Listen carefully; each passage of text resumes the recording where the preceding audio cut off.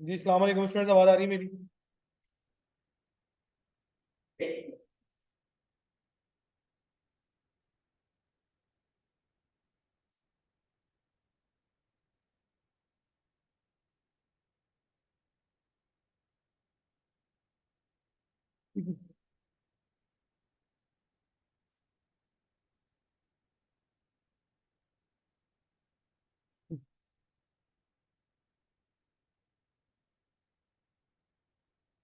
तो भाई last class में हमने अपने पास बहुत सारी चीजें डिस्कस की थी, जनरल चीजें डिस्कस की थी कि क्या क्या करना पड़ेगा, क्या क्या नहीं करना पड़ेगा हमें। ये टेढ़ा क्यों आ रहा है? ऐसे ही चल रहा है क्या? हाँ, अभी रुक जाओ, अभी हिलाते हैं।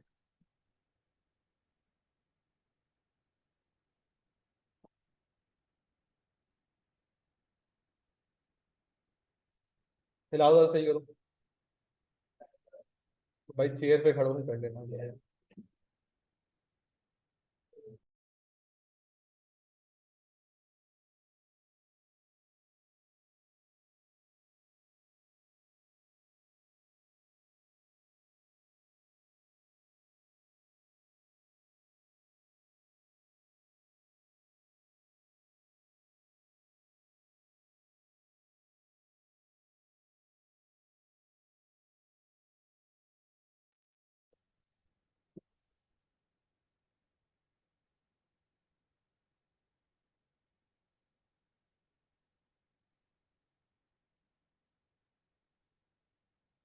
पेपर का पैटर्न हम लोगों ने देख लिया था क्या?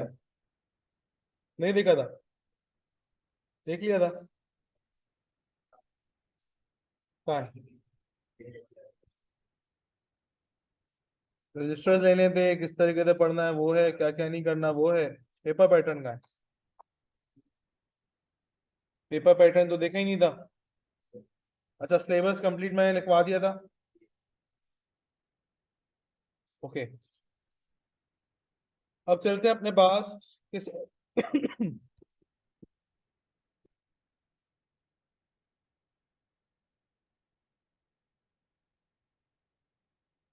तो बेटा पेपर के अंदर हमारे पास 100 मार्क्स का पेपर है, तो सबको पता है। और 100 मार्क्स के अगेंस्ट जो एमसीक्यूज आएंगे वो कितने आएंगे? 50 एमसीक्यूज आएंगे, ठीक है ना? 50 एमसीक्यूज के अंदर कुछ एमसीक्यूज जो है वो कैलकुलेशन वाले होंगे, और कुछ एमसीक्यूज जो है वो थ्योरी वाले। अब सर, जो हमारे पास मैथ्स पोर्शन है, मैथ्स पोर्शन कितने परसेंट था? 40% था। तो 50 का 40% निकालें, क्या बचता है? 20। इसका मतलब 20 एमसीक्यूज जो है वो अराउंड कोई मैथ्स पोर्शन से आएंगे, और टोटल कैलकुलेशन बेस्ड होंगे।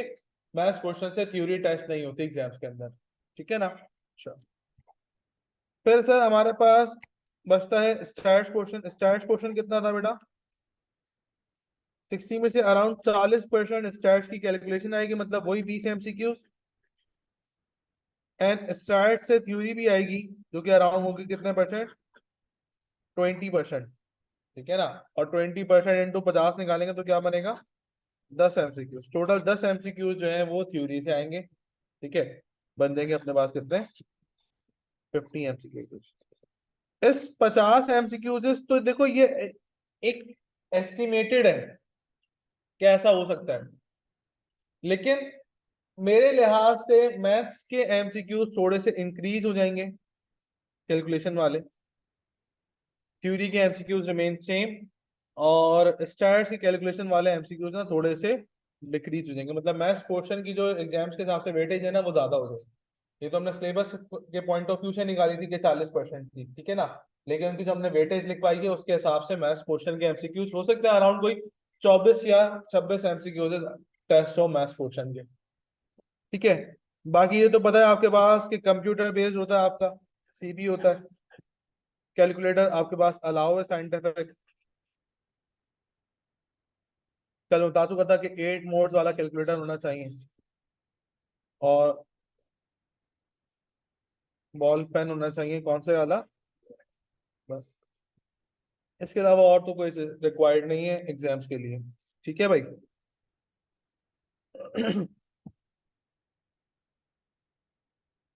आज हमने अपना सिलेबस स्टार्ट करना है भाई ऑफिशियली अल्लाह का नाम लेकर। और ये है कि जो भी चीज़ अभी हम स्टार्ट करने जा रहे हैं इम्पोर्टेंट भी है पेपर के हवाले से, और जो है ना लॉजिकल बेस्ड भी है, मतलब अच्छी चीज़ है। तो ये है क्या भाई, अब तक तो पढ़ने का नहीं था, कल लास्ट क्लास में कोई पढ़ने का हिसाब किताब नहीं था, एक दिन बीच में छुट्टी भी आ गई, कोई मसला नहीं है। लेकिन अब जो हम पढ़ने जा रहे हैं वो डेली बेसिस के ऊपर रिवीजन करते रहेंगे, तो कॉन्सेप्ट क्लियर करते रहेंगे। ठीक है ना, मैं डेली बेसिस के ऊपर पूछूंगा, अगर जवाब नहीं आएगा तो भाई बंदा बाहर होगा, सीधी सीधी बात है। ठीक है, पढ़ना है तो तमीज से पढ़ना है, सबने पढ़ना है। सही है ना। चलो आप, तो अल्लाह का नाम लेके हम स्टार्ट करते हैं विद चैप्टर नंबर 10। और चैप्टर नंबर 10 का नाम है रिग्रेशन एंड कोरिलेशन। अगर मैं रिग्रेशन एंड कोरिलेशन की एग्जाम्स की वेटेज की बात करूं, तो एग्जाम्स के हवाले से ही कोई अराउंड 6 से 8 मार्क्स तक का टेस्ट होगा। और रिग्रेशन एंड कोरिलेशन जो है वो स्टैट्स पोर्शन का चैप्टर है अपने पास। ऐसा, इसका मतलब ये हुआ कि रिग्रेशन के अंदर जो है वो थ्योरी के एमसीक्यूज भी आएंगे और कैलकुलेशन वाले भी आएंगे। तो अराउंड कोई 2 के करीब थ्योरी आएगी सवाल, और 2 के करीब कैलकुलेशन वाले सवाल आएंगे। ठीक है ना, रिग्रेशन से। अब सर अगर देखा जाए रिग्रेशन एंड कोरिलेशन को, तो बेसिकली ये दो अलग अलग चैप्टर्स हैं। रिग्रेशन अलग चीज है, कोरिलेशन अलग चीज है, लेकिन चूंकि आपस में इंटरकनेक्टेड है दोनों चैप्टर्स, तो आईकैप ने उसको जो है वो मर्ज करके दिया हुआ रिग्रेशन एंड कोरिलेशन। वरना इंटरनेशनल स्टैट्स की बुक्स वगैरह के अंदर ये दो अलग अलग चैप्टर है, रिग्रेशन अलग ट्रीट होगा और कोरिलेशन अलग ट्रीट होगा। तो कोरिलेशन जो है वो रिग्रेशन से लिंक है। मतलब हम पहले कोरिलेशन नहीं पढ़ सकते जब तक हमारे पास रिग्रेशन और उसके कॉन्सेप्ट ना हो। तो इसका मतलब सबसे पहले हमने क्या देखना पड़ेगा, रिग्रेशन अपने पास देखना पड़ेगा। कोई मसला नहीं। तो हम पहले नंबर पे देखते हैं अपने पास रिग्रेशन एनालिसिस। ये रिग्रेशन एनालिसिस है क्या और क्यों यूज होता है। देखो, किसी भी चीज का जब हम कोई नया वर्ड सुनते हैं तो हमारे जहन में कुछ सवालात आते हैं कि ये चीज क्या है, ये चीज क्यों यूज होती है, और ये चीज कैसे यूज होती है। ऐसे है या नहीं है। अभी जहन में हमने देखा यार रिग्रेशन लिखा, तो रिग्रेशन क्या है, रिग्रेशन क्यों यूज करते हैं, और फिर बात यह है कि रिग्रेशन कैसे यूज करते हैं। ठीक है ना। तो इन 3 सवालात को देखने के लिए हम रिग्रेशन मॉडल देखेंगे, ताकि हमें पता चले कि डेफिनेशन क्या है। मतलब हम सबसे पहले क्या देखते हैं, इसकी डेफिनेशन देखते हैं कि डेफिनेशन क्या कहती है, फिर उसके बारे में डिस्कशन करते हैं। ठीक है, मेरे साथ साथ कॉपी करें डेफिनेशन भी, फिर जब मैं एक्सप्लेनेशन करूंगा तो फिर रुक जाइएगा। सही है ना। तो मैं लिखता हूं कि regression model is used when you want to estimate the changes of independent variable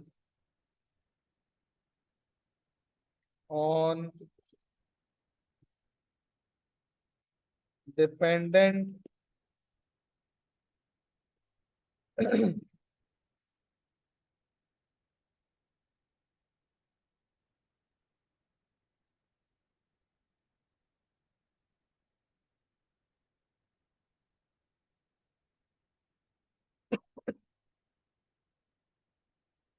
done भाई।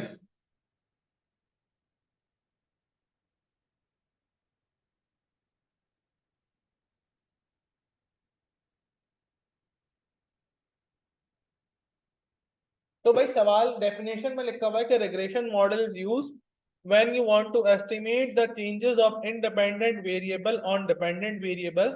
मेरा सवाल यह है कि किसकी बच्चे की डेफिनेशन समझ नहीं आई। नॉर्मल सारी बातें लिखी हुई।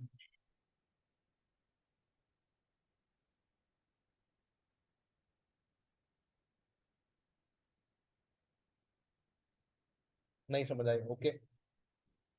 और कोई है, कोई ऐसा बच्चा की समझ आई डेफिनेशन? कोई तो होगा यार, ऐसा थोड़ी, क्योंकि मैंने कोई चाइनीज थोड़ी लिखी है। बताएं क्या समझ आया।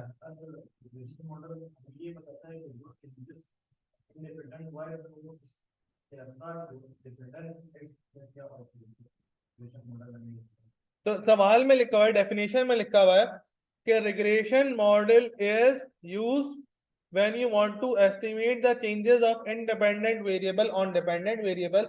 मतलब कि अगर आपने इंडिपेंडेंट वेरिएबल के अंदर कोई चीज चेंज आ रहा है तो उसका डिपेंडेंट वेरिएबल के ऊपर जो इम्पैक्ट है वो रिग्रेशन बताएगा।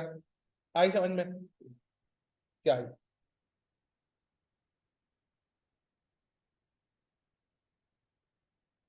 मेरी खुद समझ नहीं आई, तुम्हारी क्या समझ आ रही है? हाँ, ये अब ये मसला है ना। अब मुझे तो एस्टिमेट का मतलब पता है, मुझे चेंजेस का मतलब भी पता है, लेकिन मसला ये आ रहा है कि डेफिनेशन में दो ऐसे कंपोनेंट हैं जिनके पहले मुझे मतलब ही नहीं पता। पहले उनके मतलब पता होंगे तो डेफिनेशन पूरी समझ आएगी। पहला है इंडिपेंडेंट वेरिएबल, दूसरा है डिपेंडेंट वेरिएबल। तो इसको समझने के लिए हम एक एग्जांपल लिखते हैं। Manufacturing example. कॉपी कोई नहीं करेगा, सब सुकून से बैठ के कहानी सुने। तो लेट्स से भाई एक मैन्युफैक्चरिंग कंपनी है जो कि सामान बनाती भी है और बेचती भी है। ओके, मैं यहाँ पे डेटा लिख रहा हूँ। Air 1, air 2, air 3 and air 4। और मैं यहाँ पर लिख रहा हूँ अपने पास सेल्स और यहाँ लिख रहा हूँ प्रोडक्शन। मिसाल के तौर के ऊपर पहले साल में कंपनी ने 10,000 यूनिट्स क्या करे, प्रोड्यूस करे और 10,000 के 10,000 बेच दिए। तो लेट से उसको जो प्रॉफिट जनरेट हुआ वो कितने का हुआ? एक मतलब जो सेल्स की हुई वो कितने की हुई? 1 लाख रुपए की सेल्स हुई। बात समझ में आती है? 10,000 यूनिट बनाए और बेचे कितने के? 1 लाख रुपए के बेच दिए। अगले साल वो 20,000 यूनिट बनाता है कंपनी, तो कितने के बिकेंगे ये? 2 लाख के बेचेंगे। अब 10,000 के 1 लाख बिके थे, तो 20,000 कितने के बेच देंगे? 2 लाख रुपए के बेच देते हैं। फिर सर एक काम करते हैं 25,000 यूनिट मैन्युफैक्चर करते हैं, तो कितने के बिक जाएंगे? 2.5 लाख रुपए के। अब हुआ ये कि अब तक जिस प्लांट से हम लोग प्रोडक्शन कर रहे थे, जो ओल्ड प्लांट हमने लगाया हुआ था, उस ओल्ड प्लांट को हम लोग क्या कर देते हैं? डिस्पोज कर देते हैं, मतलब निकाल के फेंक देते हैं। और क्या इंस्टॉल कराते हैं? न्यू प्लांट इंस्टॉल करते हैं। बात समझ में आई? तो मेरा मैनेजर मुझे बुला के कह रहा है कि अब बताओ एयर 4 की सेल्स क्या होंगी। अब तक क्या हो रहा था कि पुराने प्लांट से मैन्युफैक्चरिंग हो रही थी, वो उठा के पूरी पूरी हम बेच रहे थे। कॉमर्स वाले जिन्होंने कॉमर्स पढ़ी है वो अदर थिंग रिमेन कांस्टेंट हमने रखा है, ठीक है ना। तो अब क्या करेंगे कि पुराना जितना माल बना रहे थे वो सारा का सारा बेच रहे थे। अब हुआ ये कि जो पुराना प्लांट जिससे मैन्युफैक्चरिंग हुई थी वो हमने निकाल के बाहर फेंक दिया, नया प्लांट इंस्टॉल कराया। तो मेरा मैनेजर क्या कहेगा कि अब एयर 4 की सेल्स बतानी है कि एयर 4 की सेल्स क्या होगी। तो मैं क्या बोलूंगा कि उसका मतलब एयर 4 की सेल्स से क्या लगाना है? एस्टिमेट लगाना है। तो मैं बोलूंगा सर सेल्स का होना ना होना किस बात पर डिपेंड करता है कि उस साल के अंदर प्रोडक्शन कितनी होगी। अब अगर नए प्लांट ने 40,000 यूनिट बनाए तो सेल ज्यादा होगी है, और नए प्लांट ने अगर 15,000 यूनिट बनाए तो सेल्स क्या होगी? कम होगी। इसका मतलब सेल्स का होना ना होना डिपेंड करता है कि उस रेलेवेंट ईयर में क्या होगी, प्रोडक्शन कितनी होगी। तो इसका मतलब ये हुआ बेटा कि सेल्स आपका डिपेंडेंट वेरिएबल हो गया, क्योंकि इसका होना ना होना किसी दूसरी चीज के ऊपर डिपेंड करता है? और प्रोडक्शन क्या हो गया? इंडिपेंडेंट वेरिएबल हो गया। मेरी बात समझ में आ रही नहीं आ रही? तो इसका मतलब ये हुआ कि अब मुझे अगर एयर फोर की सेल्स का एस्टिमेट लगाना होगा तो मैं रिग्रेशन मॉडल अपने पास यूज कर लूंगा। चेक करो, अब डेफिनेशन समझ में आ रही है? देखो पढ़ते हैं। Regression model is use when you want to estimate. पूछो डेफिनेशन है किस चीज का एस्टिमेट? तो डेफिनेशन क्या कह रही है? चेंजेस का एस्टिमेट लगाना है। किस चीज के चेंज का एस्टिमेट लगाना है? इंडिपेंडेंट वेरिएबल के चेंज का एस्टिमेट लगाना है। किस पर? डिपेंडेंट वेरिएबल के ऊपर। तो डेफिनेशन समझ आ रही नहीं आ रही कि अगर इंडिपेंडेंट वेरिएबल के अंदर कोई चीज चेंज आ रही है तो उसका इफेक्ट डिपेंडेंट वेरिएबल के ऊपर क्या पड़ेगा, उसको एस्टिमेट लगाने के लिए हम क्या यूज करेंगे? रिग्रेशन मॉडल यूज करेंगे। क्या मेरी बात समझ में आती है नहीं आती आप लोग? आती है ना?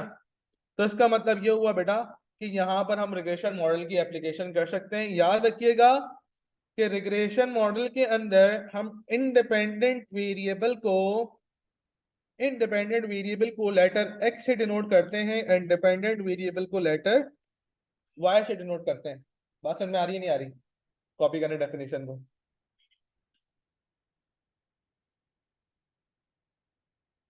ऑनलाइन वालों बेटा सबको क्लियर है?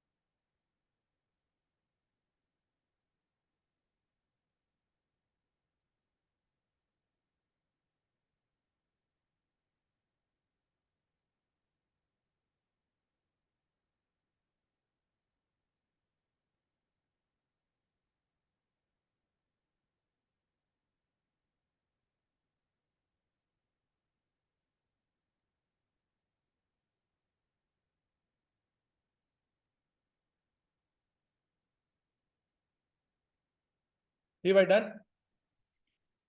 कोई ऐसा बच्चा जिसको डेफिनेशन समझने में स्टिल मसला हो रहा है, आइडेंटिफाई कराओ।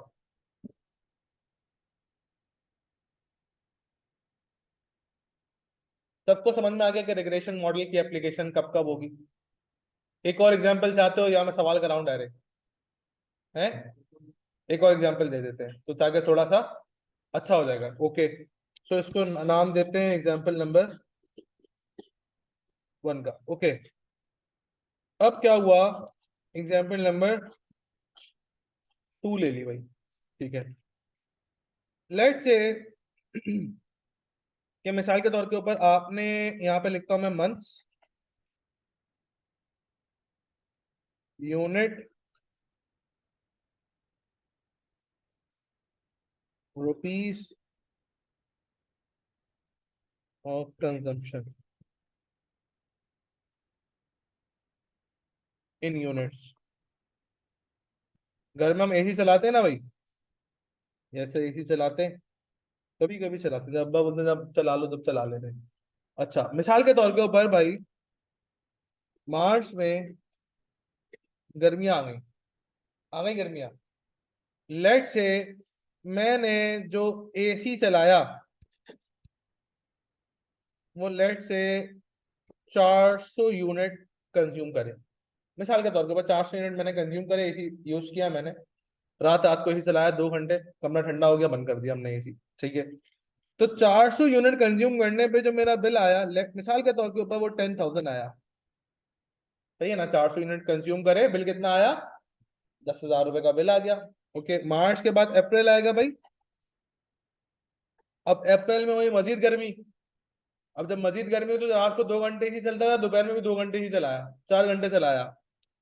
कितने यूनिट कंज्यूम हो गए? 800 यूनिट कंज्यूम होगा सीधे सीधे। अब बिल कम आएगा। कैसे कम आएगा सर, जब 8 यूनिट कंज्यूम किया तो ज्यादा आएगा ना। बढ़ा दो, कितना हो गया बिल भाई? 20,000 का यूनिट का बिल हो गया। अब तो पागल होना शुरू हो गया, गुस्सा कर रहे हैं, ज्यादा एसी नहीं चलाओ। फिर आया क्या? मैं तो मैं में लेट से हमने जो है ना वो कोई 1,000 यूनिट कंज्यूम करे। हमने बोला ठीक है, हम 1,200 नहीं करते, थोड़ा कम करते हैं। कितने का बिल आएगा? 25,000 रुपए का। फिर आया क्या? जून, बहुत गर्मी शुरू हुई। हमने बोला खैर है, 2,000 यूनिट। कितना हो गया? 50,000। अब मैंने तो बहुत माल लगाई घर के अंदर। हमने कहा चलो सह लेंगे थोड़ा, हमसे थोड़ी होगा। जून आया, जुलाई आया। जुलाई में क्या किया? चलो मेरा भाई, 24 24 घंटे ही चलाया हमने, 4,000 यूनिट कंज्यूम करे। कितने का बिल आया? अब तो अब्बा ने बहुत मारा। अच्छा, अगस्त में भी, चूंकि अभी नवंबर चल रहा है, घर सर्दियां तो आई नहीं है, अगस्त में भी हमें यही चलाना है। तो अब आप कह रहे हैं कि भाई हम लाडले भी हैं घर के। तो अब तक पुराने एसी जो था, वो अब्बा ने बोला पुराने एसी को क्या करना है? डिस्पोज करना। बोला निकाल के फेंक दो। अब्बा को किसी ने टोपी दे दी कि नया इन्वर्टर एसी इंस्टॉल करे। ओके, तो हमने अब्बा ने बोला कि भाई new inverter, new inverter AC लगाओ। ठीक है ना? अब मेरे सबको बुलाया, बेटा इधर आ। अब रेगुलेशन मॉडल पता है? बताओ, अगस्त के महीने में बिल कितना आएगा? मतलब अगस्त के बिल का क्या लगाना है? एस्टिमेट लगाना है। अब कह रहा है मेरे साहब भाई, अगस्त के महीने का एस्टिमेट तो लगा लूं मैं, लेकिन अगर मिसाल के तौर के ऊपर यूनिट 5,000 चला लिए तो क्या बिल कम आएगा? नहीं आएगा। अगर यूनिट कम चलाए तो बिल कम आएगा। इसका मतलब बिल का आना ना आना किसके ऊपर डिपेंड करता है? कि उस स्पेसिफिक पीरियड में कंजप्शन कितनी हो रही है। अभी भी कंजप्शन अगर कम होगी, कंजप्शन हुई 2,000 यूनिट, तो 2,000 के हिसाब से बिल आएगा। लेकिन अगर कंजप्शन हम 12,000 यूनिट कर देंगे तो उसके हिसाब से बिल आएगा। इसका मतलब बिल्स का आना ना आना डिपेंड करता है कि उस स्पेसिफिक पीरियड में कंजप्शन कितनी होगी। इसका मतलब जो बिल का अमाउंट है, दैट इज डिपेंडेंट वेरिएबल। और कंजम्पशन क्या है? कंजम्पशन सर इंडिपेंडेंट वेरिएबल है अपने पास। क्या मेरी बात समझ में आ रही है या नहीं आ रही है भाई? इसको भी एग्जाम्पल कॉपी कर लें जी। डिपेंडेंट वाई होता है, इंडिपेंडेंट एक्स होता है। ये डिपेंडेंट वेरिएबल है, मैं लिख देता हूँ यहाँ पे वाई, और इंडिपेंडेंट वेरिएबल है, इसको क्या लिख देते हैं? एक्स।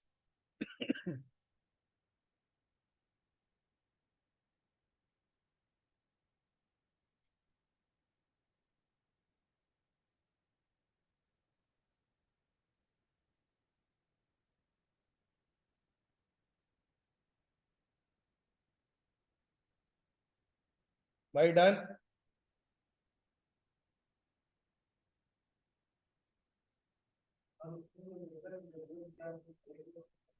बहुत सारे हो सकते हैं, मैं ये बता रहा हूँ।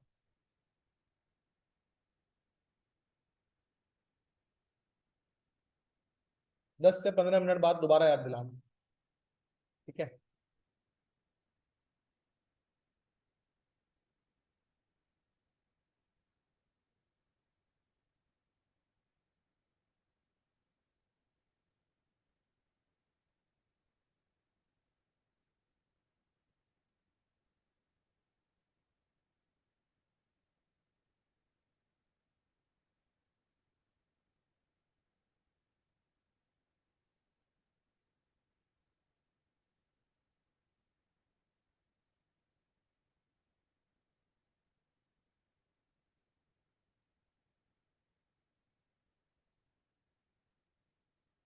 भाई डन, मेरी बात समझ में आ रही है? अब डेफिनेशन समझ में आ रही है? अभी भी डेफिनेशन के अंदर मसला है? अब समझ में आ रही है? एक और एग्जांपल की नीड तो नहीं है? ओके, तो सर बात करते हैं अपने पास कि रिग्रेशन मॉडल जो है वो एस्टिमेट लगाता है चेंजेस का इंडिपेंडेंट वेरिएबल की किसके ऊपर? डिपेंडेंट वेरिएबल के ऊपर। तो रिग्रेशन मॉडल के यूजेस क्या है?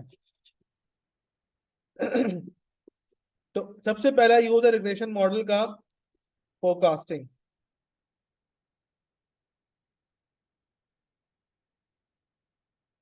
फोरकास्टिंग का मतलब क्या होता है भाई? Future prediction. क्योंकि आज कोई चीज चेंज होगी तो उसका इम्पैक्ट आज ही थोड़ी आ जाएगा, टाइम लगेगा। हो सकता है एनुअल टाइम आए या 5 साल में चेंज आए या 10 साल में चेंज आए, ठीक है ना, depending upon the nature. So forecasting के लिए यूज करेंगे हम अपने पास रिग्रेशन मॉडल को, या रिग्रेशन मॉडल को हम अपने पास एस्टिमेट लगाने के लिए यूज करेंगे, ऐसा भाई। अच्छा, अगर रिग्रेशन मॉडल की डेफिनेशन से मैं कुछ कीवर्ड्स निकालूं, तो वो क्या क्या अल्फाज हैं जो रिग्रेशन मॉडल की डेफिनेशन से बाहर आएंगे? सबसे पहला तो एस्टिमेट आ गया। अच्छा, एस्टिमेट के आगे मैं ऐसे लिखता हूँ चेंजेस, ठीक है ना। भाई वोकेबलरी या ग्रामर तो हर बंदा अप्लाई कर लेगा ना अपने पास से, है। सिर्फ कीवर्ड्स निकाले थे ना, कि वो याद रखेंगे, डेफिनेशन याद रहेगी। बाकी इज दैट जो भी आर्टिकल्स हैं या प्रीपोजिशन है, प्रीफिक्स सफिक्स, वो हम सब अपने पास से खुद लगा लेंगे। तो सबसे पहले क्या आया? एस्टिमेट। एस्टिमेट किस चीज का? चेंजेस का। और कोई दो वेरिएबल भी आए थे, तो देखता हूँ क्या। टू वेरिएबल्स, कौन कौन से? एक्स एंड वाई, ऐसा है ना। बस ये डेफिनेशन याद हो गई एक्स एंड वाई से, ठीक हो गया भाई। थोड़ा सा आगे मूव करते हैं। एक बच्चे ने सवाल किया था, सर क्या इंडिपेंडेंट वेरिएबल एक ही हो सकता है या एक से ज्यादा भी हो सकता है? अभी अभी सवाल आया था। तो मिसाल के तौर के ऊपर अभी हमने एक प्रोडक्शन वाली एग्जांपल लिखी थी, मैं उसको दोबारा लिखता हूँ। एक हमने डेटा लिखा था क्या? सेल्स का। सेल्स के साथ किसका लिखा डेटा?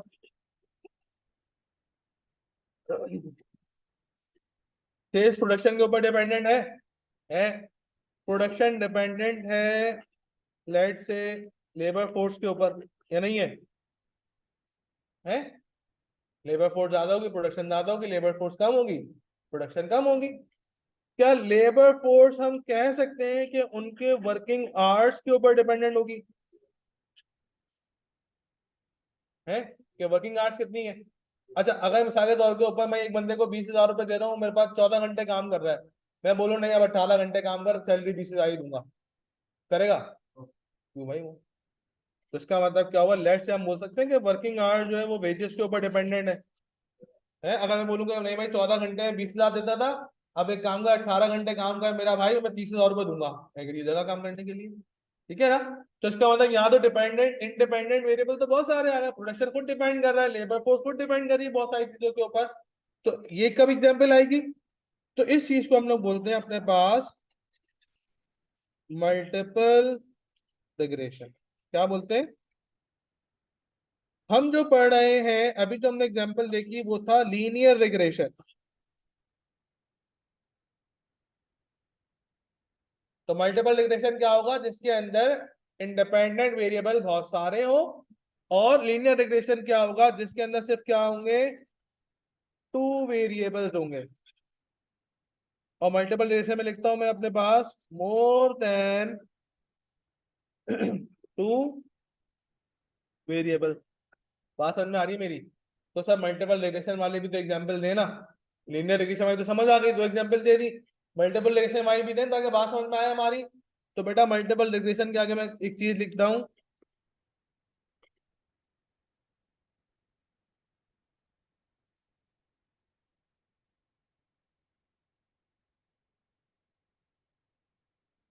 क्या लिखा मैंने? दिख ही नहीं रहा, चला गया।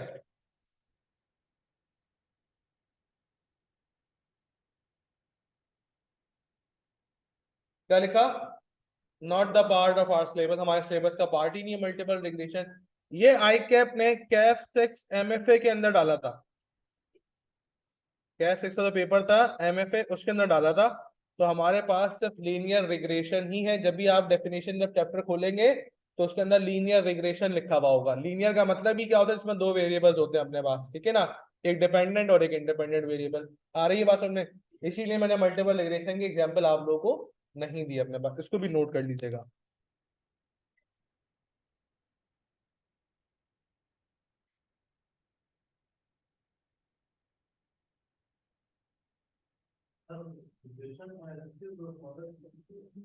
मॉडल का मतलब क्या है कि वो है क्या चीज? बेसिकली सारी रिग्रेशन मॉडल के अंदर सारी चीजें आ जाएंगी, उसकी डेफिनेशन भी आ जाएगी, उसकी एप्लीकेशन भी आ जाएगी, उसकी कैलकुलेशन भी आ जाएगी। उसको रिग्रेशन एनालिसिस भी बोलते हैं, एक ही बात है।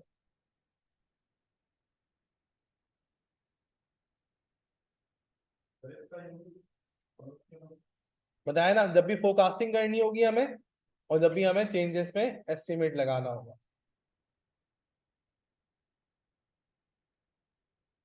कल जो हमारी क्लास होगी उस क्लास का मैं अभी से होमवर्क दे रहा हूँ आप लोगों को।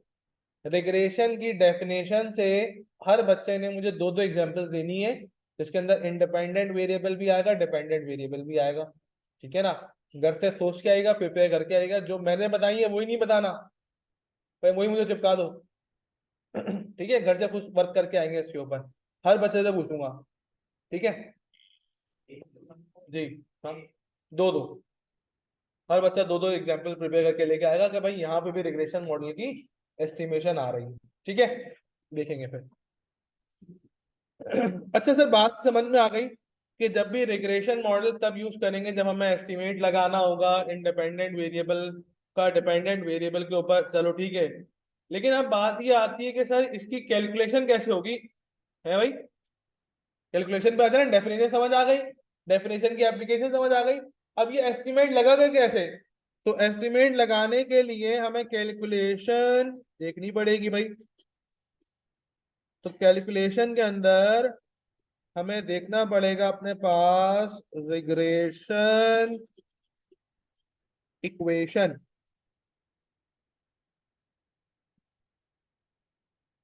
रिग्रेशन इक्वेशन को देखना पड़ेगा।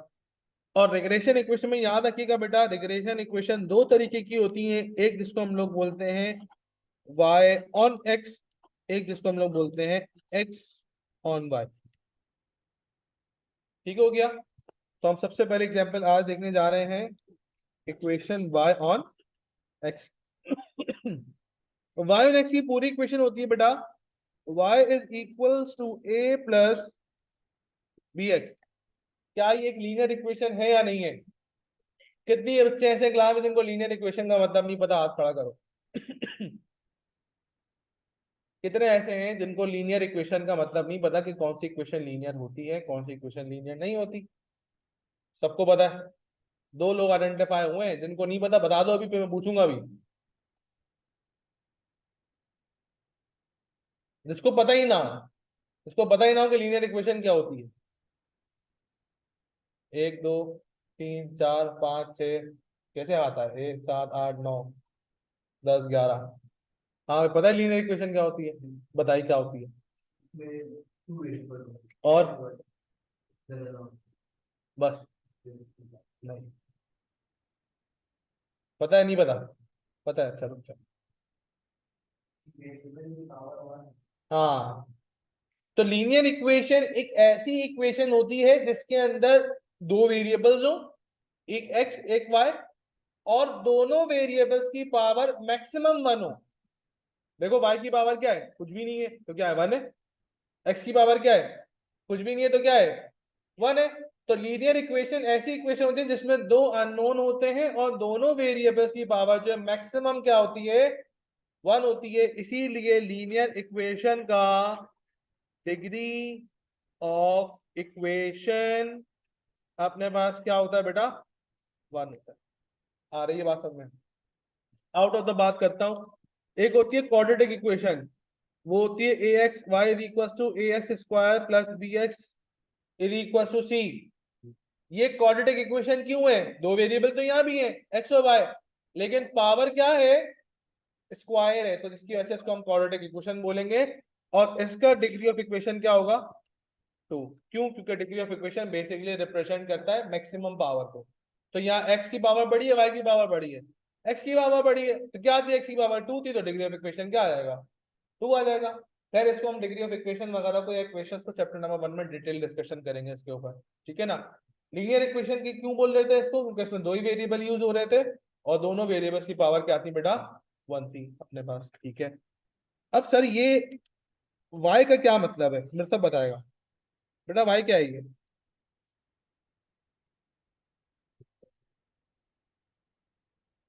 क्या है? वेरिएबल तो है, लेकिन वेरिएबल कौन सा वाला है ये? अभी बताया था ऊपर। तो रिप्रेजेंट y करता है हमारे पास क्या? Dependent variable. ऐसा? ये x क्या है? Independent variable.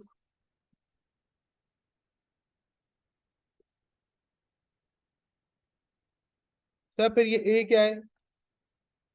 अब ये नई चीज आई है ना, ये तो नहीं था अब तक इक्वेशन सवाल डेफिनेशन में अपनी एग्जांपल्स के अंदर। तो एक को हम लोग बोलते हैं रिग्रेशन कांस्टेंट, ऐसा। सर ये भी क्या है? ये भी नई चीज आई है, इसको हम लोग बोलेंगे अपने पास रिग्रेशन, आ गया, रिग्रेशन कोएफिशिएंट।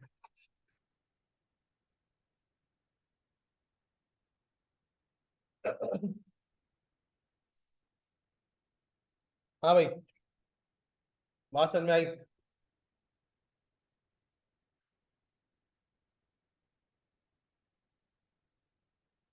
क्या इस फॉर्मूले के अंदर चार चीजें हमने लिखी हैं, चारों के मतलब आपको पता है, हैं या नहीं पता? भाई अभी तो बताया यार, ऊपर यार दो जो एग्जांपल्स मैंने दिए, क्या कर रहे हो? भाई दो के बताए ना आपने, दो के कहाँ बताए? ऊपर तो दो बताए, यहाँ चार लिख दिया आपने, फिर कह रहे हैं पूरी पता है आपको। तो कुछ लोग गर्दन हिला रहे थे कि चारों के चारों पता है, पूछूं उन लोगों से क्या, फिर क्यों हिला रहे थे गर्दन? हमने कहा शायद पढ़ाया होगा, ऊपर निकल गया होंगे हमसे कुछ। नहीं नहीं, हकीकत बात है, मैंने सिर्फ इंडिपेंडेंट और डिपेंडेंट वेरिएबल डिस्कस किया ना। रिग्रेशन कांस्टेंट क्या होता है पता ही नहीं है अभी तक तो क्लास को, और रिग्रेशन कोएफिशिएंट क्या होता है ये भी नहीं पता। तो आओ इसके लिए हम एक और डेफिनेशन देखते हैं। देखें भाई, एग्जाम्पल देखते हैं। एग्जाम्पल नंबर कौन सी है भाई? 3। ओके भाई। भाई मिसाल के तौर के ऊपर मैं डेटा लिखता हूं, मंथ्स सेल्स और मार्केटिंग एक्सपेंडिचर। मार्केटिंग एक्सपेंडिचर का मतलब क्या है? कितना पैसा मैंने कारोबार की मार्केटिंग करने में लगाया, प्रमोशन करने के लिए लगाया, ऐसा ना? ओके भाई, मिसाल के तौर के ऊपर हमने मेन रोड के ऊपर एक चिप्स का स्टॉल लगाना है। मेन रोड है ना अपना ये, चिप्स का स्टॉल हमें लगाना है। ओके भाई, कब लगाएं? कोई मन बताओ। जनवरी में लगा देते हैं भाई। जनवरी में हमने मंथ का स्टॉल स्टॉल लगाया चिप्स का, फ्रेंच फ्राइज का, और मैंने एक भी रुपया मार्केटिंग में खर्च नहीं किया, सिर्फ मैं खड़ा हुआ हूँ और चिप्स बना रहा हूँ और बेच रहा हूँ। क्या मेरी सेल होगी या नहीं होगी? ऐसा तो नहीं है ना यार, मार्केटिंग नहीं करी आपकी सेल जनरेट नहीं होगी? क्या बोलते हो? होगी सर। कितने की होगी? मिसाल के तौर पर सर 5,000 रुपए की सेल है, ठीक है, मैंने एक भी रुपया प्रमोशन का नहीं दिया, मेरी कितने की सेल्स हुई? फिर मुझे किसी ने मशवरा दिया कि भाई आप फ्लायर्स छपवाएं और गलियों में डिस्ट्रीब्यूट करें ताकि लोगों को पता चले कि आप इतनी अच्छी प्राइस बेच रहे हैं। मैंने कहा अच्छा ठीक है भाई। फेब्रवरी में बेटा मैंने लेट से 5,000 रुपए की मार्केटिंग करी। क्या मेरी सेल स्टिल 5,000 रहेगी? नहीं सर, 5,000 तो पहले थी। अब 5,000 आपने कर दी, जिसके चक्कर में 10,000 इंक्रीज हुआ मिसाल के तौर के ऊपर। तो 5,000 तो थी 10,000 रुपए इंक्रीज किससे हो गई? जो आपने मार्केटिंग करी 5,000 रुपए की, उससे 10,000 रुपए की सेल इंक्रीज हो गई। टोटल सेल्स कितनी हो गई भाई? 15,000 रुपए की। फिर एक काम ही किया, मैंने मजीद फ्लैट छपवाए। अब फ्लैट कितने की छपवाए? 10,000 रुपए। बताओ, मार्च के अंदर मैं बोलूंगा भाई 5,000 रुपए की सेल तो पहले ही थी, जो कि जीरो पे था, है। जब 5,000 की एक्सपेंडिचर करें, 10,000 की सेल्स बढ़ी, 10,000 की एक्सपेंडिचर करूंगा तो सेल्स कितने की बढ़ेगी? 20,000 की बढ़ेगी। लेट से भाई 20,000 मजीद ऐड किया, अब टोटल सेल्स कितनी हो गई? 25,000 रुपए की सेल हो गई। ऐसा बात समझ में आ रही है नहीं आ रही? अब फिर मुझे किसी ने, पहले 5,000 की मार्केटिंग करी थी, 10,000 इंक्रीज हुआ, डबल इंक्रीज हुआ था। अब 10,000 की मार्केटिंग करेंगे तो 20,000 इंक्रीज हो गया। 5,000 तो थी ना पहले जीरो पे, ठीक है ना? मसला किसी को यहाँ तक? कोई ऐसा जिसको हेलीकॉप्टर समझ में आ रहा हो, बोलो ये क्या हो रहा है? कोई तो होगा यार, मेरे जैसा कोई तो एक बच्चा होगा क्लास में। भाई ऐसा थोड़ी कि 5,000 रुपए में मार्केटिंग करूंगा और 5,000 रुपए की सेल इंक्रीज होगी, कुछ भी हो सकती है ना। हमने बोला डबल की इंक्रीज हो गई, अज्यूम किया डबल से इंक्रीज हुई। 5,000 लगाए, 10,000 की सेल बढ़ी, 20,000 लगाऊंगा 40,000 की सेल बढ़ेगी, 60,000 लगाऊंगा 1,20,000 इंक्रीज होंगे, डबल से इंक्रीज हो रहा है। ठीक है ना? एनी मसला किसी को बेटा? मार्च के बाद क्या आया भाई? अप्रैल आया। अब सर अप्रैल के अंदर मुझे बोला कि भाई ये फ्लायर वगैरह का हिसाब किताब ना बहुत पुराना हो गया है मार्केटिंग का। मैंने कहा ठीक है, हम फ्लायर्स नहीं बनवा रहे। अब क्या करें? बोले एक काम करें आप,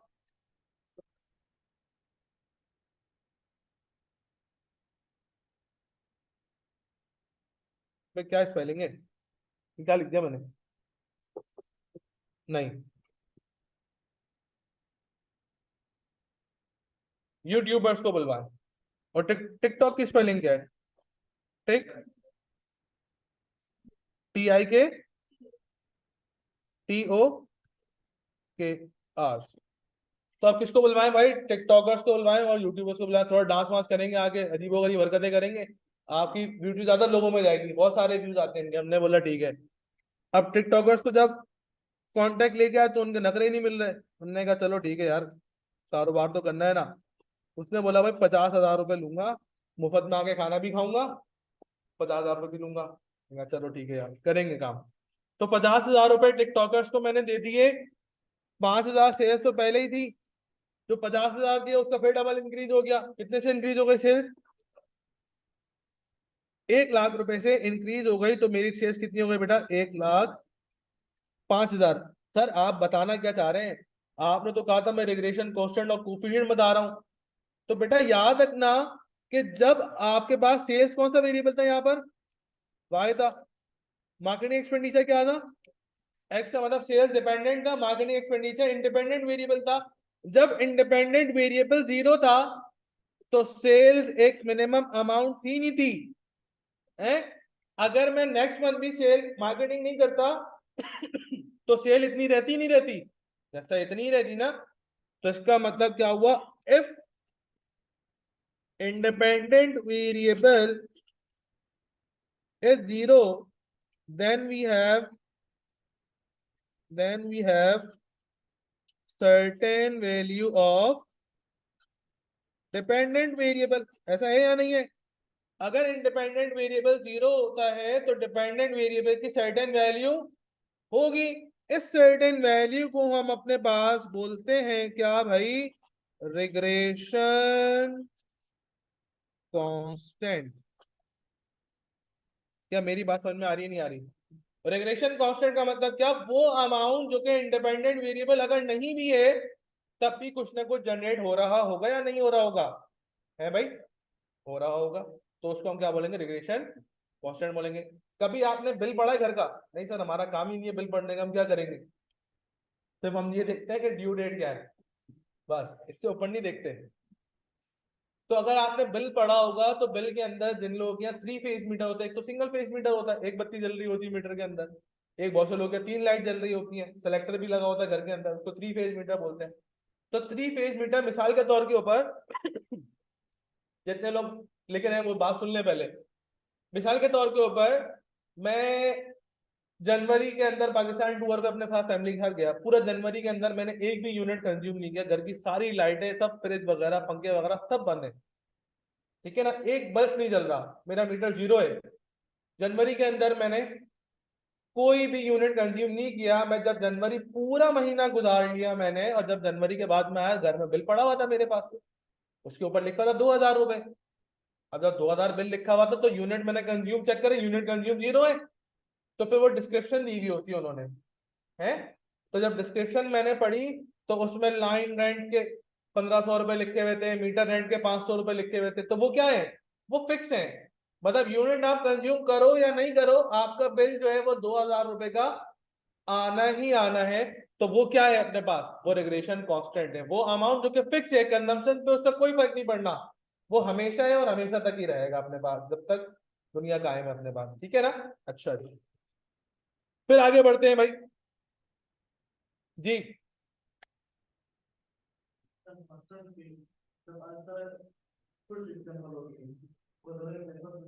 भाई मिसाल के तौर के ऊपर आपके घर में गाड़ी है, अब गाड़ी है खड़ी भी है। अब गाड़ी अगर मिसाल के तौर पर खड़ी भी है तो गाड़ी जब बाहर निकालेंगे आप 2 महीने के बाद, तो गाड़ी की मेंटेनेंस रिक्वायर्ड होगी नहीं होगी? वहां से होता था टायर खड़े खड़े पंचर हो जाए, इंजन में से ऑयल उतर जाता है, ऑयल लीक हो जाता है पेट्रोल चोरी हो जाता है, तो वो जो मेंटेनेंस आई नहीं आई, वो क्या है? वो रेगुलेशन कांस्टेंट है, मैंने कोई कंज्यूम थोड़ी किया है। कौन सी वाली? कौन सी वाली? ये तो प्लांट की तो मैंने बताई है। हाँ फिर? हाँ, अब प्रोडक्शन जीरो हो जाएगी तो प्रोडक्शन तो मेन ही कंपोनेंट था। तो ऐसी बात है, ये तो थोड़ी कि प्रोडक्शन जीरो होगा तो सेल भी सेल होगी, नहीं हो सकती। ठीक है, तो ऐसी चीजों के अंदर तो ये तो बिल्कुल ही मेन कंपोनेंट था ना असल में। हमने ये थर्ड कंपोनेंट डिसाइड किया है। हमने प्राइस बेच रहे थे, मैं बोलूँ आलू ही नहीं है प्राइस बेचूंगा, सेल होगी, तो ये तो अजीब व गरीब बात है। हमने थर्ड कंपोनेंट डिस्कस किया, सेकंड डिस्कस नहीं किया। बात समझ में आ रही है? अच्छा, फिर सर कितने लोग ऐसे जिनको स्टिल रिग्रेशन कांस्टेंट समझ नहीं आया? देखो, मैं हर चीज इसीलिए तुम्हारे सामने लिख लिख के करा रहा हूं ताकि कैलकुलेशन तुम्हारे सामने हो, जहन में हो। मैं सिर्फ बातें करूं आगे रिग्रेशन कांस्टेंट ये होता है, ये होता है, ये होता है, किसी के जहन में नहीं आएगा। कैलकुलेशन इसीलिए लिखा है ताकि तुम्हारे सामने हो कि हाँ भाई इस तरीके से होता है सिनेरियो। बात समझ में आ रही है? एनी मसला किसी को? कोई मसला नहीं है। अच्छा, अब बात होती है ऑनलाइन से ही पूछ लेते हैं, ऑनलाइन वालों क्या कोई मसला है रिग्रेशन कांस्टेंट को समझने में?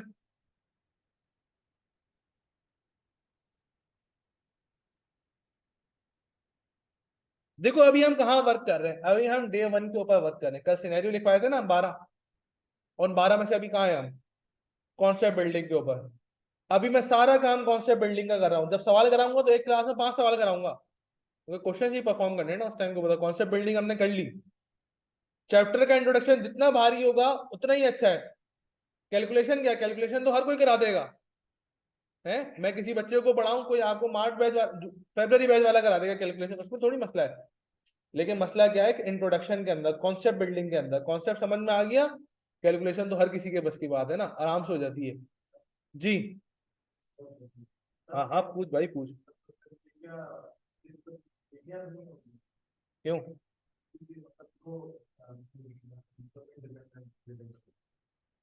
अरे नहीं ना, अभी तो मैंने ये और यही लिया है ना बेटा।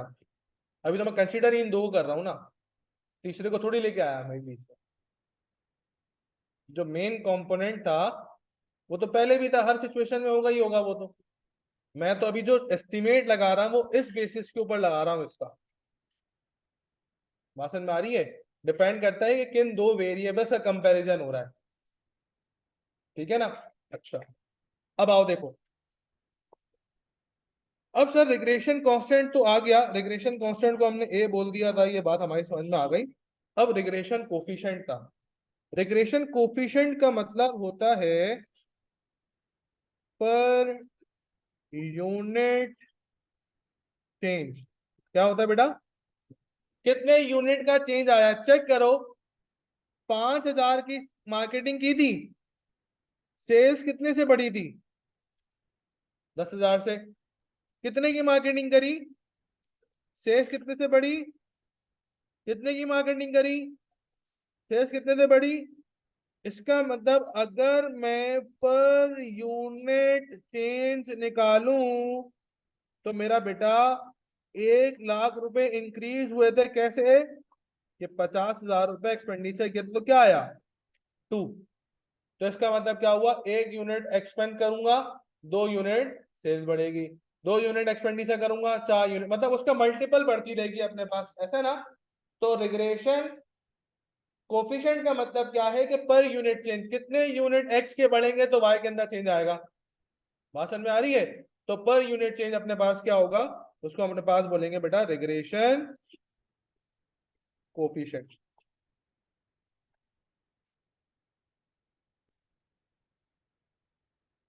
मैं लिख देता हूं पर यूनिट, इसको पूरा लिख देना कंप्लीट। रिग्रेशन कोफिशिएंट होता है per unit change in X, per unit change in Y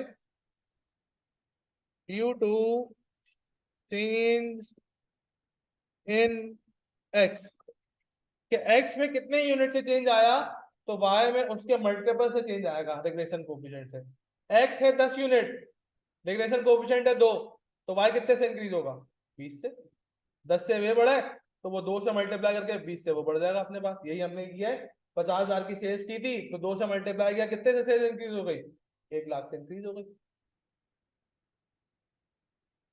1 unit बढ़ने से, x के 1 यूनिट में चेंज आने से y में कितने यूनिट से चेंज आ रहा है भाई? 2 यूनिट से चेंज आ रहा है। ठीक है ना, इसको हम क्या बोलेंगे? रिग्रेशन कोफिशिएंट बोलेंगे। क्या बात समझ में आती है? 4 चीजें अभी सीखी। Independent variable, dependent variable, regression coefficient, regression constant. इन चारों में कोई मसला है या नहीं है? हाँ भाई, सब सेट चल रहा है। ये फिर से समझा देता हूँ बेटा। मार्केटिंग कितनी की थी पहली दफा? 5,000 की। नहीं नहीं, पहली जो मार्केटिंग हुई वो कितने की हुई? तो सेल एरो कहाँ जा रहा है? तो 5,000 मार्केटिंग की सेल कितने से बढ़ी? कितने से बढ़ी? दो दो 2 टाइम्स बढ़ी ना, डबल हो गई ना। फिर सेकंड टाइम मार्केटिंग कितनी करी? कितने से सेल बढ़ी? डबल हो गई ना। फिर 50,000 की सेल करी, फिर कितने से बढ़ गई? 1 लाख से। इसका मतलब क्या है, ये जो पर यूनिट चेंज आ रहा है कि भाई इतने यूनिट इसके एक्सपेंड करेंगे तो इतने यूनिट्स का एडिशन होगा, तो वो कितने यूनिट्स का एडिशन होगा? वो 2 टाइम्स से इंक्रीज होगा। ठीक हो गया? अच्छा जी, तो थोड़ा सा आगे मूव करते हैं। अब सर बात ये आती है, क्या अपने पास ये वैल्यूज रिग्रेशन कांस्टेंट की, रिग्रेशन कोफिशिएंट की वैल्यू सवाल में लिखी हुई होंगी या हमें फाइंड करनी होगी? तो भाई सवाल में लिखी हुई भी हो सकती है और सवाल में फाइंड भी करनी हो सकती है। तो अगर लिखी हुई होंगी तो पता चल जाएगा, लेकिन अगर फाइंड करनी हुई तो उसके लिए क्या यूज करना पड़ेगा? हाँ भाई, तो भाई उसके लिए फॉर्मूला यूज करना पड़ेगा ना, है? तो अपनी इक्वेशन को मैं दोबारा लिखता हूं कि y is equals to a plus B X. A हमारे पास होता है रिग्रेशन, शॉर्ट फॉर्म में लिखते हैं रिग्रेशन एज ए कांस्टेंट, ठीक है ना? तो रिग्रेशन कांस्टेंट का फॉर्मूला होता है कि sum of E Y over N, sum of Y over N minus B multiply by sum of X over N. और मेरा बेटा बी का फॉर्मूला होता है, बी को हम बोलते हैं रिग्रेशन कोएफिशिएंट को।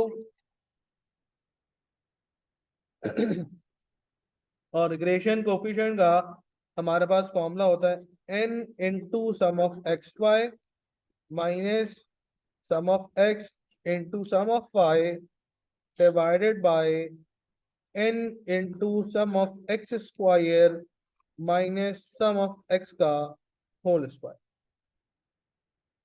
तो ये वो फॉर्मूलाज हैं जिससे हम ए भी कैलकुलेट कर सकते हैं, हम बी भी कैलकुलेट कर सकते हैं। ठीक है?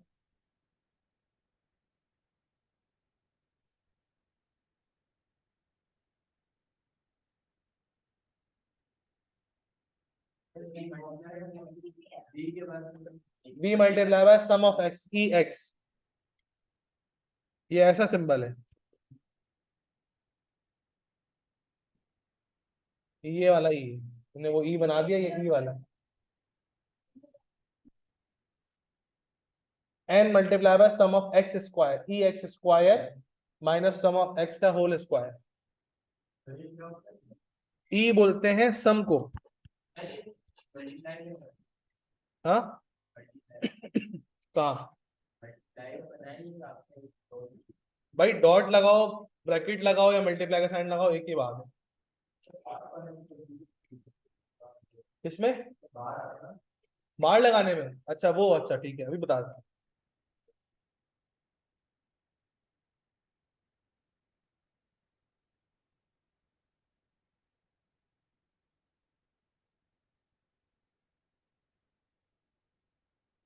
भाई डन।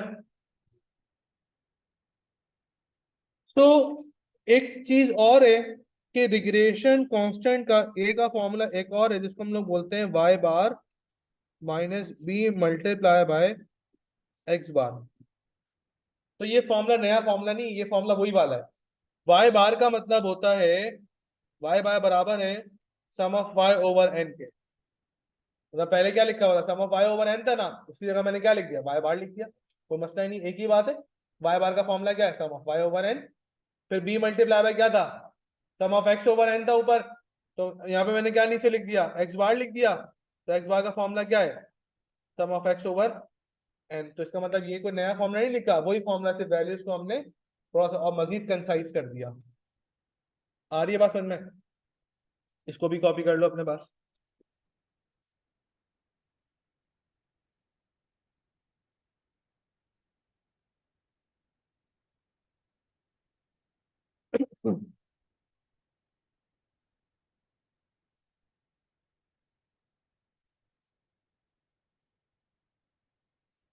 जी भाई, कुछ कैलकुलेशन परफॉर्म करने के सवाल सॉल्व कर लें।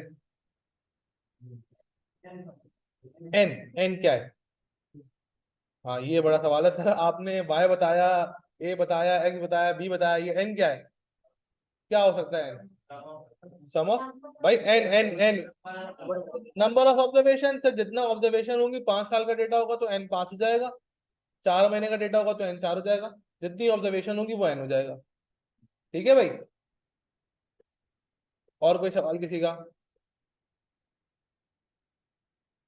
देखो मैं आप लोग को बिल्कुल ग्रास रूट लेवल से उठा रहा हूँ, ठीक है ना, इसीलिए इतनी मेहनत करा, अब तक तो मैं बहुत सारी चीजें करा चुका होता, ठीक है ना, लेकिन इसीलिए मेहनत कर रहा हूँ इंट्रोडक्शन के ऊपर, ताकि तुम लोगों की बात समझ में आए, कोई कहीं पूछे कि ए का मतलब क्या है रिग्रेशन के फॉर्मूले के अंदर, तो ऐसे नहीं कि बंदा ब्लैंक बैठा हो, हाँ यार ये तो मैंने पूछा ही नहीं, ठीक है ना, तो चीज कोई ध्यान में आए उसको पहले पूछ लो, क्लियर हो जाएगी, सही है, ठीक है भाई। अच्छा,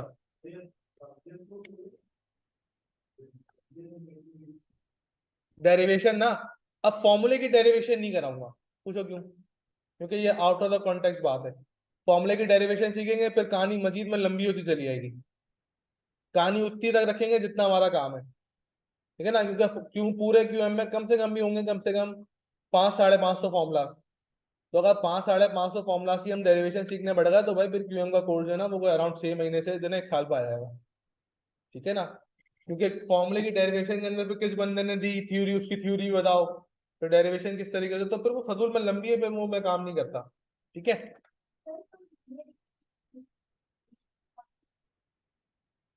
लीनियर इक्वेशन इसको बोलते हैं, जब भी वेरिएबल की पावर 1 होगी जब भी लीनियर इक्वेशन होगा, मतलब लीनियर इक्वेशन तो मैथ्स में भी यूज होता है ग्राफ बनाने के लिए, लीनियर इक्वेशन नाम दे रहे हैं इसको कि लीनियर है ये, ठीक है ना, ये नहीं कि लीनियर इक्वेशन जरूरी है कि रिग्रेशन के लिए, लीनियर इक्वेशन ग्राफ बनाने के लिए भी यूज होता है, बाकी चीजों के लिए भी यूज होता है लीनियर इक्वेशन, नाम इसलिए दिए क्योंकि लीनियर इक्वेशन, रिग्रेशन की इक्वेशन जो बनी वो टाइप क्या है, वो लीनियर है अपने आप में, सही है ना। भाई आगे मूव करूं मैं, आओ जरा एक सवाल सॉल्व करते हैं।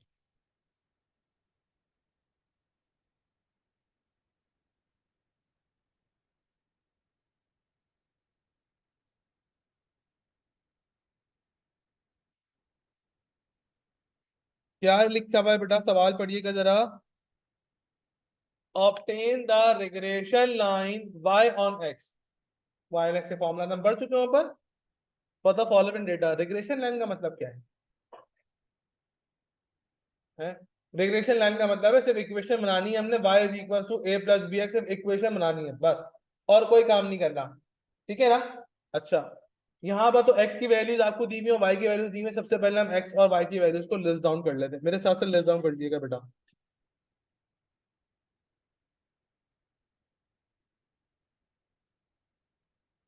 किसी के बच्चे के पास कैलकुलेटर है, जरा x की वैल्यूज को ऐड करिएगा, बताइएगा कि सम ऑफ x क्या आ रहा है।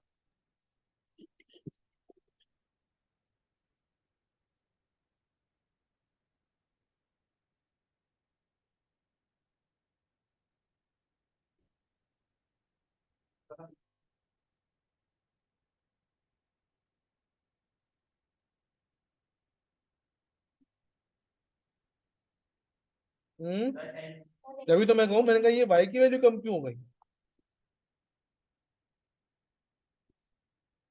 हाँ भाई, क्या बनाता है बेटा x, 45, और y बता रहे 106। अब एक कॉलम बनाएंगे हम x इंटू वाई, मतलब एक्स और वाई की वैल्यू को आपस में मल्टीप्लाई करवाएंगे इंडिविजुअली। तो 1 और 9 मल्टीप्लाई करेगा 9, 8 2 द 3 10 द, फिर 48, 55, फिर कितने 78, और फिर 98, और फिर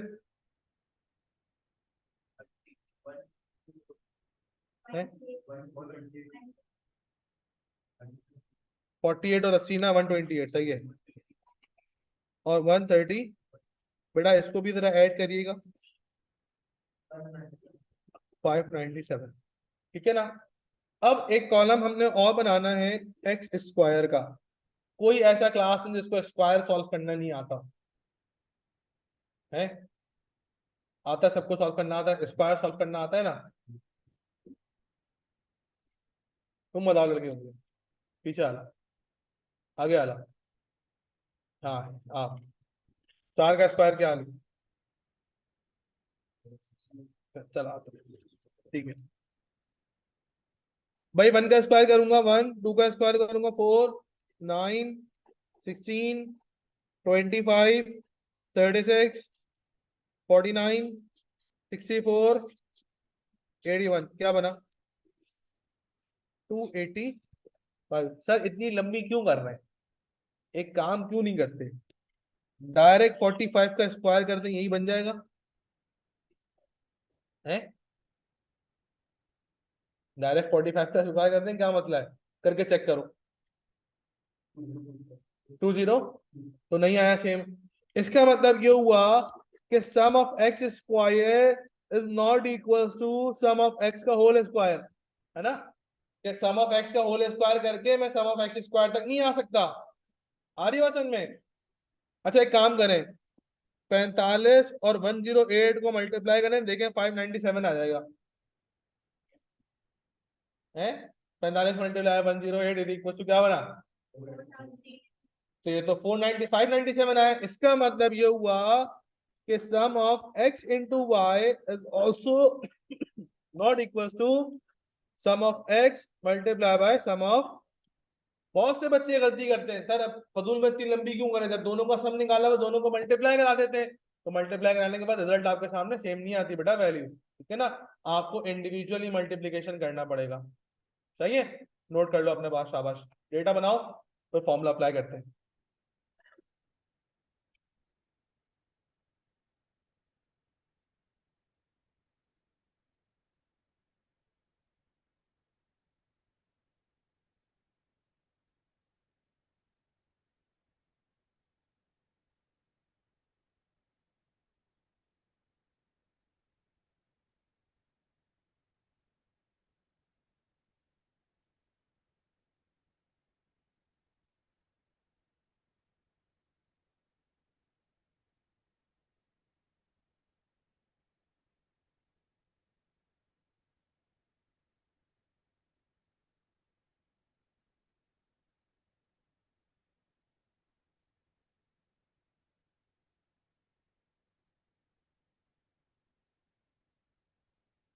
कल हमारी क्लास 3:45 to 5:15 होगी, ठीक है ना?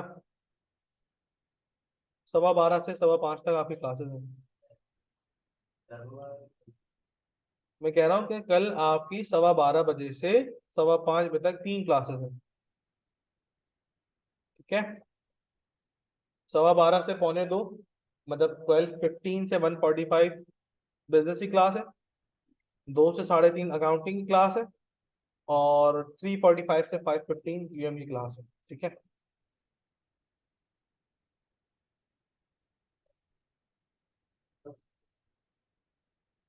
यूएम का ग्रुप मैंने कहा था मुझे मैसेज कर दीजिएगा, मैं लिंक भेज दूंगा, उसमें ऐड हो जाएंगे। कितने लोग ऐसे जो स्टिल ग्रुप पे नहीं आए? क्यों भाई? चलो अगले अगले वाले बैच में आता, ठीक है ना? अगले वाला बैच का ग्रुप बनेगा ना अभी, तो उसमें ऐड होगा। तो वो कौन सा बैच होगा? सितंबर का बैच होगा बेटा। जो लोग ग्रुप पे नहीं है, बनाए मेहरबानी मैसेज करते हैं व्हाट्सएप के ऊपर, मैं लिंक भेज दूंगा, ऐड हो जाएगा। सही है, चले आगे बढ़े। आ जाओ भाई। तो फॉर्मूले में देख के बताओ, पहले ए कैलकुलेट होगा पहले बी कैलकुलेट होगा? देखो जरा, फॉर्मूले में देख के बताएं, पहले ए कैलकुलेट करेंगे पहले बी कैलकुलेट करेंगे? ए, ए के फॉर्मूले में बी आ रहा है, इसका मतलब पहले बी कैलकुलेट करना पड़ेगा, है भाई? अच्छा चलो बी कैलकुलेट कर लेते हैं। तो भाई बी का फॉर्मूला हमने लिखवाया था कि n multiply by sum of X Y minus sum of X into sum of Y divided by n into sum of X square minus sum of X का n क्या है, यहाँ पर कितनी ऑब्जर्वेशन थी? 9। नहीं सर, x की 9 y की 9 18 हुई नहीं भाई, ये x और y की मिलाकर एक ऑब्जर्वेशन काउंट होगी, ठीक है ना? क्योंकि एक सेट बनता है ना, एक x और एक y का, तो कितने पेयर बन रहे हैं? 9 पेयर बन रहे हैं। तो इसका मतलब n क्या हो जाएगा? 9 multiply by sum of X Y है 597 minus 45 into 108 is divided by 9 multiply by 285 minus 45 का स्क्वायर। एक काम करें, 9 मल्टीप्लाई बाय 597 करें, क्या आ रहा है? 5373। बेट जा भाई। ओके, और 45 मल्टीप्लाई बाय 108 करें, 4860। 9 मल्टीप्लाई बाय 285, 2565, और 45 का स्क्वायर 2025, 2025, ठीक है ना? न्यूमरेटर माइनस कराएं, मतलब 5373 माइनस 4860, 513, 514, नीचे 530। अरे ऊपर का तो हो गया ना, नीचे का बता बेटा। 50540 डिवाइड करवाएं, क्या आ रहा है? 0 पॉइंट।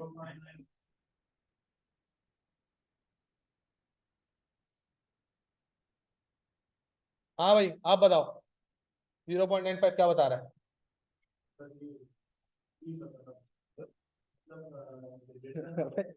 मतलब क्या है इसका? मतलब ये है कि एक यूनिट अगर x का बढ़ेगा तो y के अंदर 0.95 से एडिशन आएगा, क्योंकि जब 1 मल्टीप्लाई में 0.95 करूंगा 0.95 आएगा, ऐसा ना? बात समझ में आ रही है नहीं आ रही? अभी नहीं समझ में आ रही? देखो b क्या था? पर यूनिट चेंज था। अब चेंज पॉजिटिव होगा तो इंक्रीज आएगा, और चेंज अगर नेगेटिव होगा तो क्या आएगा? डिक्रीज आएगा। तो यहाँ चेंज क्या आ रहा है? पॉजिटिव आ रहा है। तो इसका मतलब क्या हुआ कि y का x का एक यूनिट बढ़ेगा तो y इतने यूनिट से इंक्रीज होगा, 0.95 से, ठीक है? हो गया। अच्छा, 95 से इंक्रीज होगा, और अगर यही नेगेटिव होता तो x का एक यूनिट बढ़ता, y क्या होता? डिक्रीज हो जाता अपने पास, ठीक है ना? अच्छा, फिर क्या कैलकुलेट करना है बेटा? आप a कैलकुलेट करना है। a का फॉर्मूला था sum of y over n minus b multiply by sum of x over n। Sum of y क्या आया था? 108 divided by 9 minus 0.95 multiply by 45 divided by, जरा 108 को 9 से डिवाइड करें, क्या आ रहा है? 12। 0.95 को मल्टीप्लाई करें 45 से, 42.75। अब इसको डिवाइड कराएं 9 से, 4 पॉइंट। तो बताएं ए की वैल्यू क्या आई? 1.7.25। इसका मतलब ये हुआ कि अगर x 0 होगा तो y की मिनिमम मिनिमम वैल्यू क्या होगी? 7.25 होगी, इससे नीचे नहीं हो सकती क्योंकि ये कांस्टेंट वैल्यू है, ठीक है ना? अच्छा, इक्वेशन क्या आती है हमारी? y is equals to a plus bx। a की वैल्यू क्या आई? अरे इधर लिख रहा था 7 b की वैल्यू क्या आई? और x लगा दूंगा, लगा दें। ये मैं आंसर हूँ। नजर आ रहा है सबको?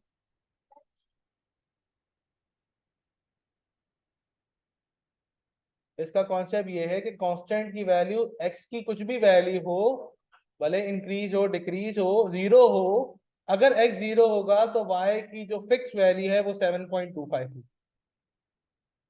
ठीक है, जब एक्स जीरो होगा तो वाई की वैल्यू क्या होगी? 7.25 होगी। यही हमने एग्जाम्पल में सीखा था कि जब एक्सपेंडिचर जीरो थे तो सेल्स क्या थी? 5,000 की सेल्स थी, वो रेगुलेशन कांस्टेंट था, तो ए था।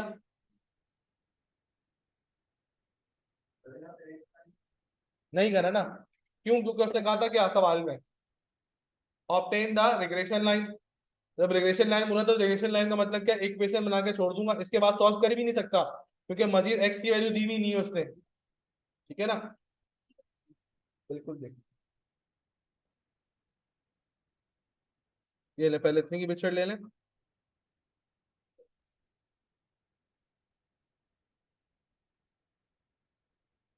ठीक है,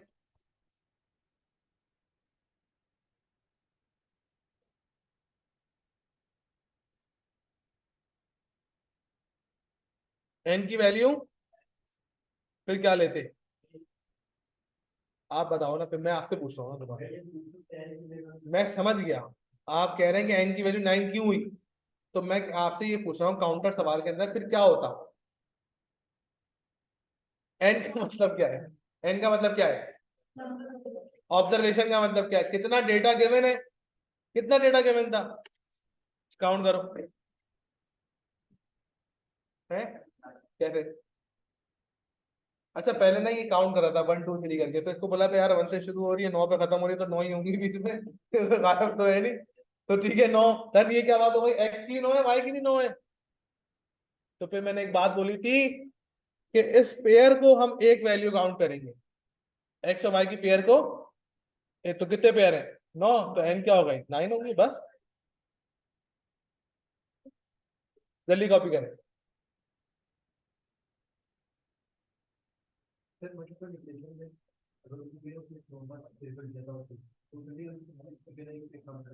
मल्टीपल रिग्रेशन का काम हम फॉर्मूला से नहीं कर सकते, मल्टीपल रिग्रेशन फॉर्मूला से नहीं हो सकता, उसके लिए आपको एक्सेल यूज करना पड़ेगा।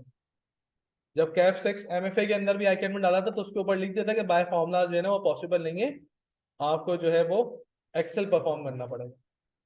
तो एक्सेल से कैलकुलेशन पॉसिबल है, अदरवाइज पॉसिबल नहीं है।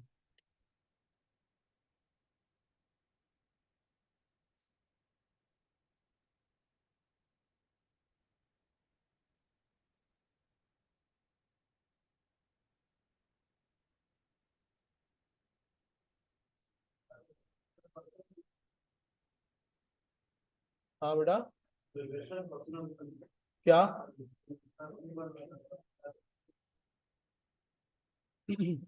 मैं रिपीट करता हूँ क्लास के, ठीक है?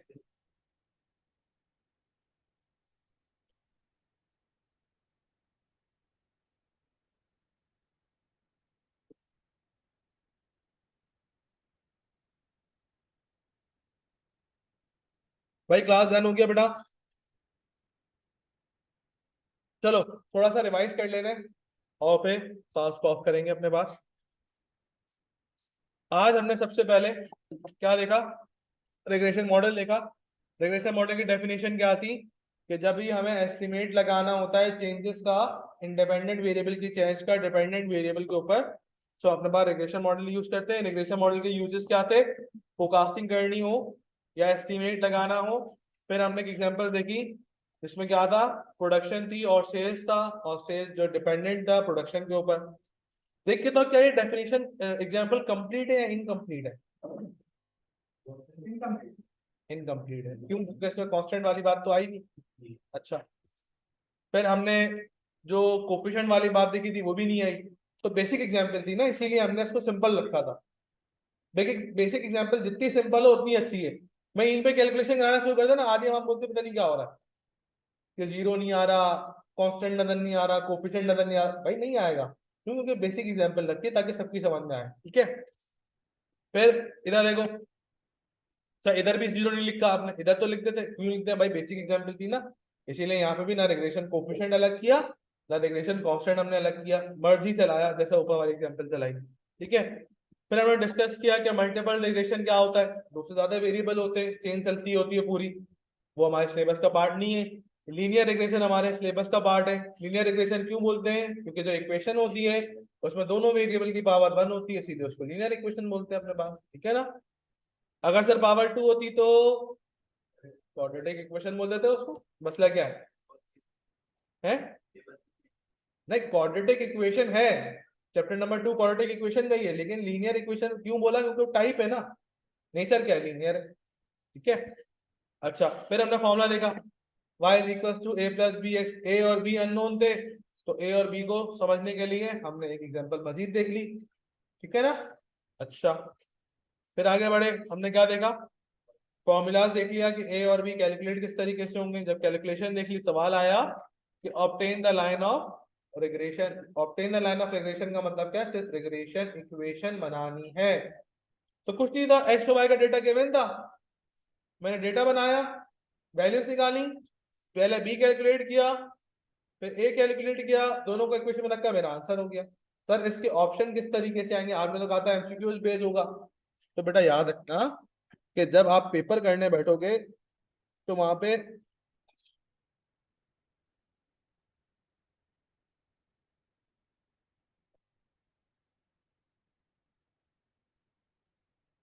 ऑप्शन ए में लिखा हुआ होगा y is equal to 9.85 plus 1.25x। Option में ये लिखा होगा कि y is equal to 7.25 plus 9.95x। Option C में लिखा हुआ होगा y is equal to 7.25 plus 0.95x। और ऑप्शन डी में लिखा होगा नन ऑफ दी। जरूरी नहीं option D none of these हो, ऑप्शन डी में वैल्यू भी हो सकती है। ठीक है ना, तो यहाँ क्या मार्क करूंगा, सी मार्क करूंगा, लेकिन उसके लिए मुझे कैलकुलेशन परफॉर्म करनी पड़ेगी। हाँ क्या, वो जो शीट होगी उस पर कर लेंगे हम अपने पास। ठीक है हो गया, तो एक काम करते हैं, आज की क्लास यहीं तक रखते हैं, तुम आ जाना मेरे पास, आज की क्लास यहीं तक रखते हैं, इंशाअल्लाह कल मुलाकात करते हैं। अल्लाह हाफ़िज़।